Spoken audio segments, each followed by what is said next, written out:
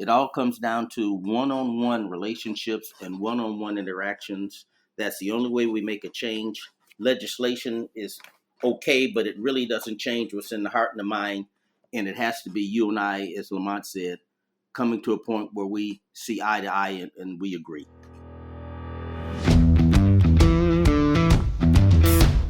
Technology is transforming how we think, how we lead, and how we win.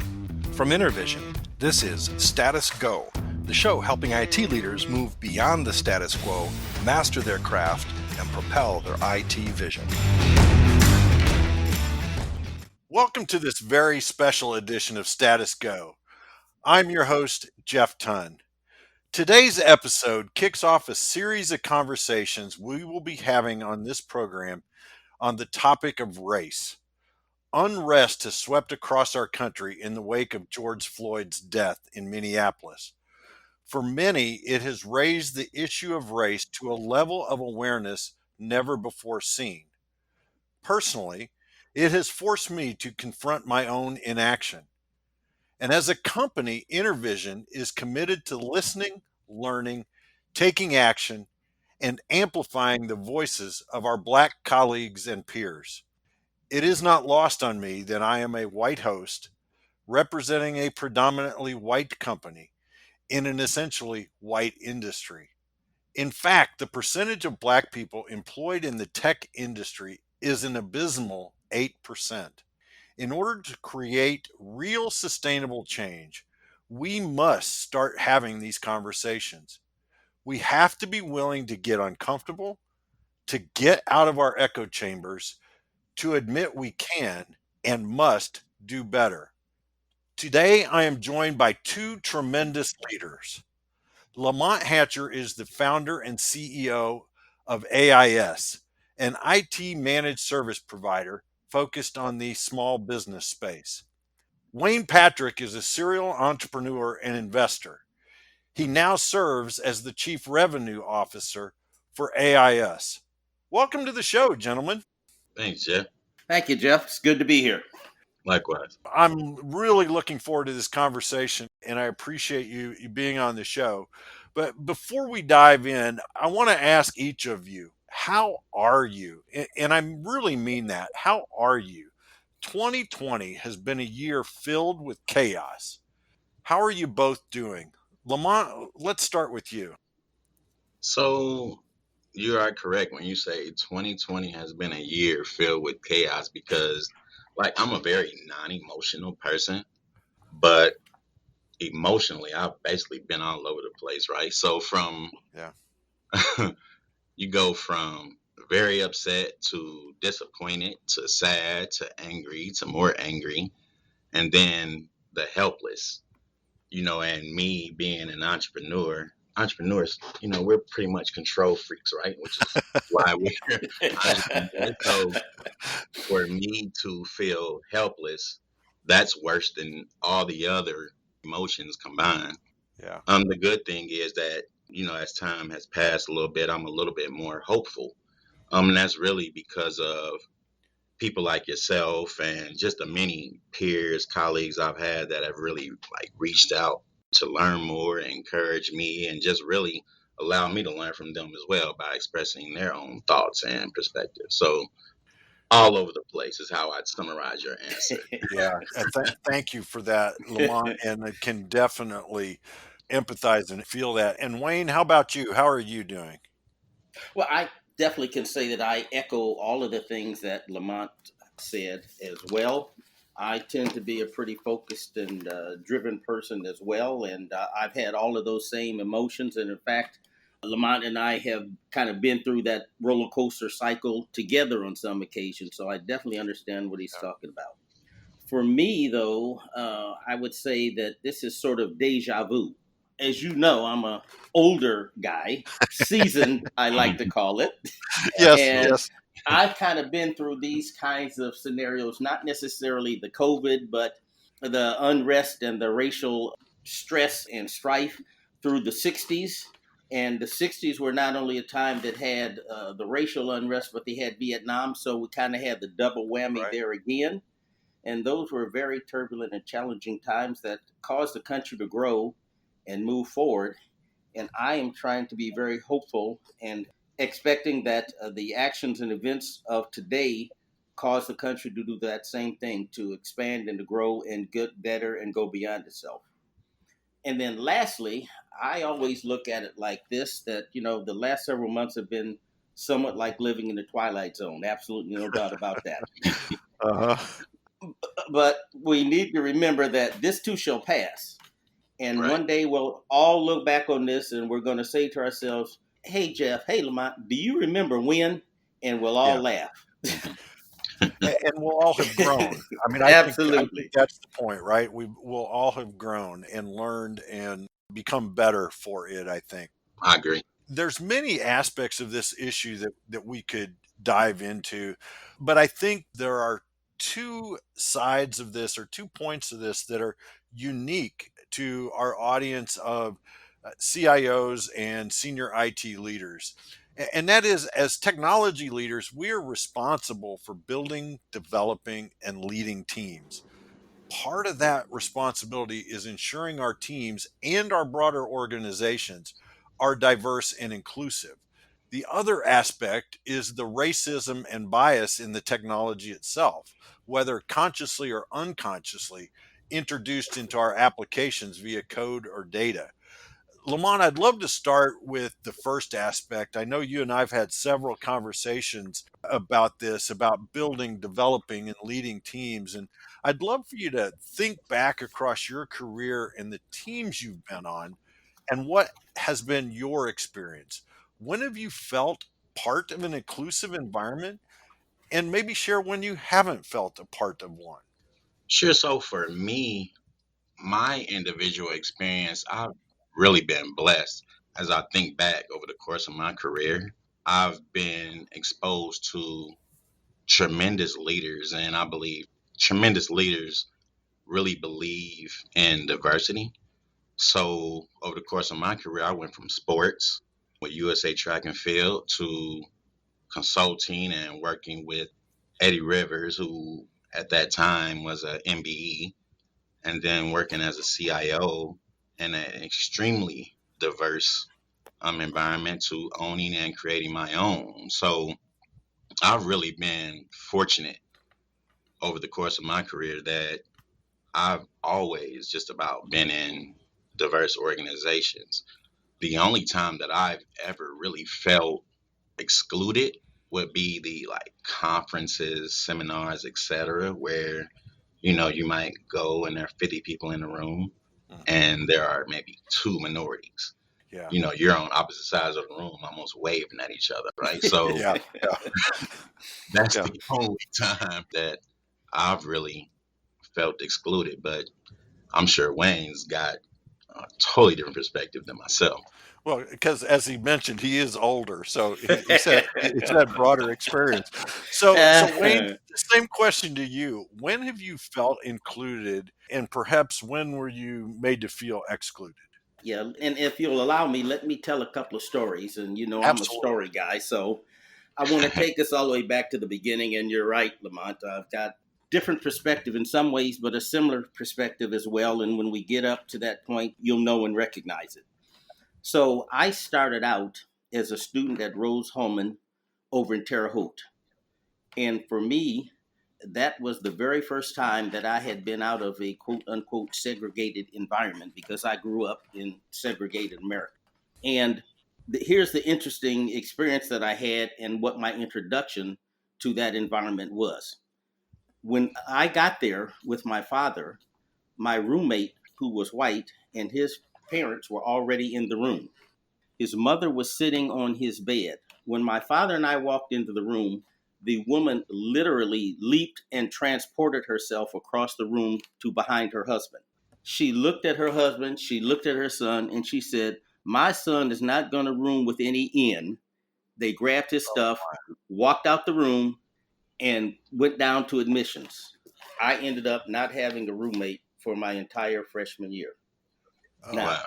let me bring it around and make it positive, because it ended up being one of the best things that happened to me, right again by dumb luck, because I ended up making some good friends and becoming included as a part of the Rose family. And later on in my career, when I became an entrepreneur and started my own first business, the relationships I had with many of those guys were what enabled me to jumpstart and get my business growing faster. It also did something for me that a lot of Black Americans struggle with, which is understanding the cultural nuances of how to navigate the larger society. And for me, it was cultural immersion. I Hmm. didn't know how to talk to them. They didn't know how to talk to me, and we kind of learned it together. So it was one of the best things that happened to me as I look back on it. It's one of those where you say, I like where I'm at, but I don't know that I necessarily like how I got here. Yeah, yeah. I can't imagine that feeling of, first of all, you're nervous anyway, going away to college, and then to have that happen. That just, yeah, I just have never experienced anything like that. And I know, Wayne, you and I've talked several times over the last 3 or 4 weeks. And one of the things we've talked about is, although I'm an empathetic and compassionate person, it's impossible for me to truly understand what it is like to be a black man in America. However, you relayed an analogy to me that I'm hoping you'll share with our audience because it really stuck with me. Would you mind sharing that analogy with our listeners? Oh, absolutely, absolutely. Um, the analogy that I share with Jeff and Lamont, I think I've told you about it before, is this. Many times today, what we hear is people say, well, gee, it's only a small percentage of the police, or it's only a small percentage of the population that are racist, or it's only a small percentage of them who don't like black people. And somehow that seems to say to them, that means it's okay. So here's the analogy. Tomorrow, you come in, and I say to you, in the room over there are 100 cans. Underneath 5 of those cans, which is a small percentage, let's even make it 3 of those cans. I put enough explosives that when you pick that can up, it's going to blow you and the room up. Every day from now on, you have to walk into that room and you have to pick up one of those cans. Every night, I shuffle the cans so the 3 ones with the explosive under it are in a different spot. So you can't find one and always go pick that can up. Let me ask you this. When you walk in that room in the morning and go to pick up that can, how do you feel? It's a small percentage, but the potential consequences and the potential exposure are pretty great for you. And I imagine your tension level is pretty high. Yeah, that just blew me away when you shared that. Lamont, did you have something that you were starting to say? Sorry. No, I mean, Wayne hit it right on the nose with that. And it's funny, you went back to college. I remember being in about third or fourth grade. And, I'm from the west side here in Indianapolis. And I don't know if you guys remember when they started redistricting the Yep. schools and changed it where they sent half the kids to Washington or IPS, and then the other half got sent out to Wayne to the townships. And I remember being in third or fourth grade, I'd never really, I think that was my first time ever seeing a white person. So I remember going to school and just really being amazed at not only the school and how nice it was and everything else, but just the people and the things that they had, because I'm from the inner city. I laugh. I've told you this story before, Wayne. At this time, we all got 2 pairs of pants and 3 shirts, right? So nobody's laughing at anybody because we all have the same thing. But then now they send us out here to this township school, and they like, wait a minute, you had that shirt on earlier this week. I'm like, yeah. So it was so different, and I've just really learned so much since that time. Yeah, Absolutely. to have to go through those experiences. I think that's one of the things that really has struck me about our conversations is I don't have those experiences. It just brings just a little bit of understanding to the equation when you stop and think and listen to those stories. So let's turn our attention a little bit and But you know what, um, Jeff? Before you yeah, do go ahead.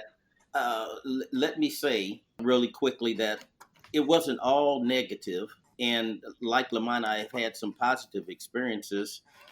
My first experience on the job level, my first boss told me that colored people weren't smart enough to be in IT. But when I realized that I was included and a part of the indie IT community was when I got friendships and relationships with great folks like yourself, and there are many of them in the local indie IT community. And I knew that I was a member of the team and a part of the club, and I was included when white IT professionals and IT leaders started coming to me and asking me for referrals and asking me to help them network. And I knew then that I was part of the club. So it hasn't always been negative, and it hasn't always been folks, Right. saying bad or horrible things. There have been a lot of positive things about it, and there are a lot of positive people in the community. Right. Well, and thanks for adding that in, Wayne. I do appreciate that. And I tell you, you are not only a part of the IT community, sir, you are the IT community in this city. So we appreciate your wisdom and your insights and your experience, definitely. So, Lamont, one of the things that we hear a lot whenever we talk about diversity, whether it's gender diversity or racial diversity, is especially it seems like in tech, is oh, we don't have a diverse applicant pool to draw from. That's why we haven't hired a diverse team, is the candidates just aren't there. So, you've been in the role of a hiring manager both when you worked for someone else and now especially as you're building your company. What advice do you have to the hiring managers in tech? What can they do to attract a more diverse candidate pool?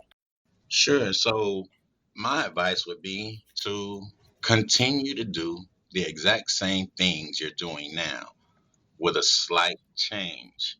When you're looking for talent, specifically young talent, you're gonna go to IU, Purdue, or if you're lucky, Rose Holman like Yeah. Wayne, and try to look at that talent and see what you can gain out of there and see who you can identify with and who might be a culture fit for your organization.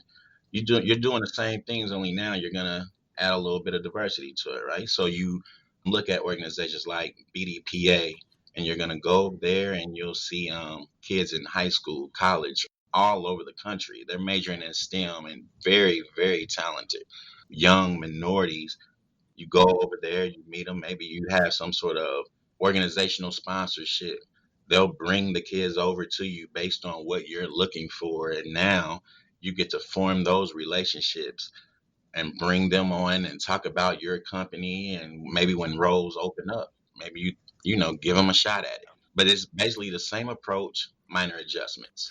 So, for our audience who may not be familiar, Lamont, what is the BDPA? Sure. BDPA stands for the Black Data Professionals of America. Awesome. Thank you. I was not aware of that organization until you introduced me to Terry Morris recently. So I've learned a bit about that. I'd encourage our listeners, and in fact, we'll put in our show notes, we'll put a link to their website. I'd encourage our listeners to check that organization out. But so part of what you're saying, if I can paraphrase your words a little bit there, Lamont, is it's about intentionality, right? Mhm. That you have to be intentional and you have to look where the diverse candidates are. So, can you Right. give some examples? You mentioned the BDPA. As you're building out your organizations, what other places have you looked to find that diverse candidate? So I would look at every year when you have graduating classes, there's always like the regular graduation, but then they always have the Black student unions or the Black alumni associations. I'd reach out to organizations like that, specifically any or whatever vertical or market you're in. There's always some sort of organization that allows the minorities in that specific market to network, find those Yeah, organizations, yeah. and don't just look them up and maybe make contact, sponsor them, and do a large sponsorship with them. And that is how you gain even more exposure. And by you doing some sort of sponsorship with them, you'll draw that talent pool to you. That's an excellent suggestion. In some ways, though, this really has to start early, right? Absolutely. We've got to get more Black youth interested in tech. So, Wayne, do you have some thoughts on how we do that? How we grow the number of Black youth interested in technology as a career? Absolutely. And I think that Lamont has actually set the basis for it there already. You need to start going where they are, being intentional to your point, and doing things that encourage them at an earlier age. And one of those things that he talked about was not only the sponsorship, but being involved in organizations. Yeah, And there are several other organizations like BDPA that I think you need to connect with and engage with. NSBE, National Society of Black Engineers. There's the Blacks in Tech. There's the Black Founders. There's Black Girls Code. I can go on. And if you like, I can come back later on and give you a list of the organizations like that. that would be excellent to put in the show notes as well. So yeah, if you don't mind providing those would be great. Absolutely. But at a more local level, get engaged and get involved with the schools where those kids go. For example, I'm on the board of a charter school, Circle City Prep, which is at 40th and Franklin Road, and it serves an at risk, primarily Black and Latino community. And we would love to have some of the local IT leaders involved in and engaged in the organization and showing and demonstrating what the options and the possibilities are. Because, we all imagine and aspire to do and be the things that we see. And if we're not seeing those, we can't aspire to them. So I'd say get engaged with organizations like that. And to your earlier point, there may be some trepidation with you as a white person, but I think that kids are very good about seeing through the BS. And if you are sincere, it doesn't matter who you are, Yep. okay? And you, Jeff, are 100% sincere, so I don't think that'll be an issue for you. But I think you can also get a twofer out of this because you can engage your internal Black staff that you have in that process and get them engaged so those young Black students see them and see that it is possible and see someone that they can relate to and who they can identify with. And that gives you the twofer of they not only help you identify, grow, and inspire those younger kids, but it gives you a chance to see your Black staff in another environment. It gives you a chance to see them and understand them better and understand them on a more personal level. And it also gets you a chance to see what they can do and how they can rise to the top and do something when given the opportunity. So I think Yeah. those are several ways in there that you can help and make something happen. Well, Absolutely. I'm glad you pointed that out because I was actually going to ask you if the Black youth really wanted to listen to some old white dude like me, or was that just me projecting my fears of walking into a situation like that? So it's comforting to hear that they do want to hear from old white dudes like me.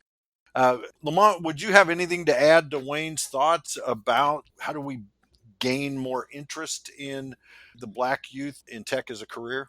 So I don't really see that as necessarily a racial issue. I think it's just industry wide. But to Wayne's point, it starts with actively engaging more participation from those that we can hire today. And if we can bring those in and get those involved, when the younger kids see these kids, like Wayne said, we mimic what we see, right? So if they're seeing that, then it's a very easy conversation to bring more young kids into the field. Absolutely. And I think the other piece of that, and where I think Lamont was going, and part of what he's saying there is that, we need to have more Terry Morrises and Tracy Barneses and Dewan Neely's and Linda Calvin's and Curtis Taylor's and Elliot Patrick's who are in those leadership roles, who they can see and who they can look at. And by the way, they are also people who, when you're trying to be intentional about recruiting, can be guides for you and help you with the access and connectivity to the folks that you're looking to hire. Yeah, that's very true, especially in the roles that a lot of the folks that you mentioned are in Correct. would be great. So I typically end each one of these podcasts with a call to action, and I'd like to spend a bit more time on this today than we typically do. I typically say, "Hey, what's one thing?" but I'd love each of you to share your thoughts. What are some actions our listeners can do to build, develop, and lead diverse and inclusive teams? Lamont, let's go to you first. Some actions for our listeners to go do. I say it starts with first identifying talent. One person in my organization, he's a young white male, actually. I identified him, he had to be 9 or 10 years old, but I stayed engaged with him all the way up through high school, all the way through college. He went into IT and now he works here and he's actually one of my best That's employees. awesome. Um, exactly. And it just starts that way, right? So, but even now that he's an employee, now I'm continuing to mentor, I'm continuing to coach, I'm continuing to lead him into leadership in the organization. That's what we have to do. That's how we create change. That's excellent. Wayne, what's your advice to our listeners? What can they start doing to help learn how to build and develop these diverse teams? Well, I'm gonna be honest with you. Lamont hit it so hard there and knocked it out the park, and I'm having a hard time coming up with something to, you to Right. match that because he rang the bell. Well, But yeah, when he's got a 9-year-old kid that he's mentored for all that time, that's a great story.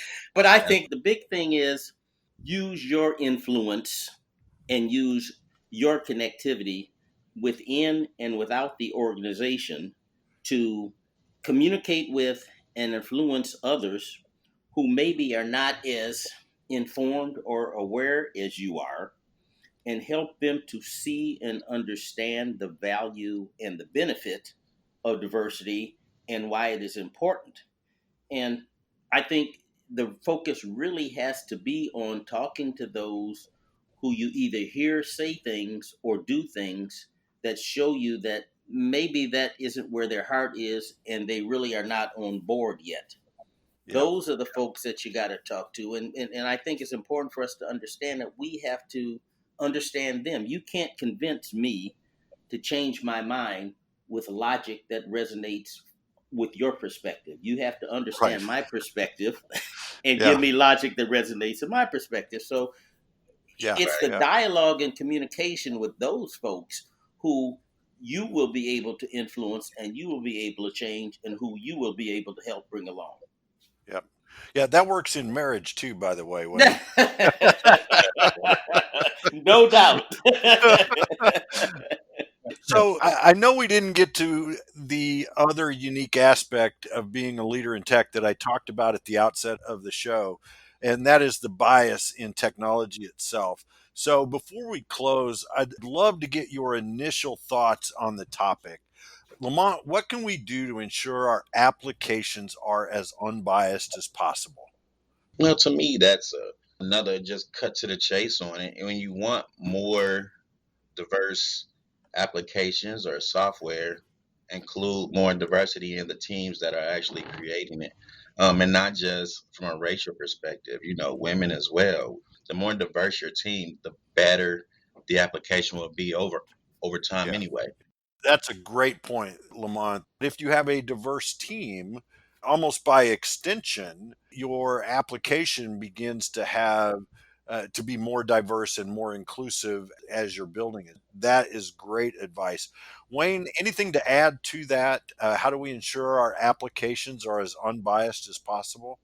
Well, I think I'm gonna have to stop letting Lamont go first because he steals the show every time, and I don't have nothing to say, man.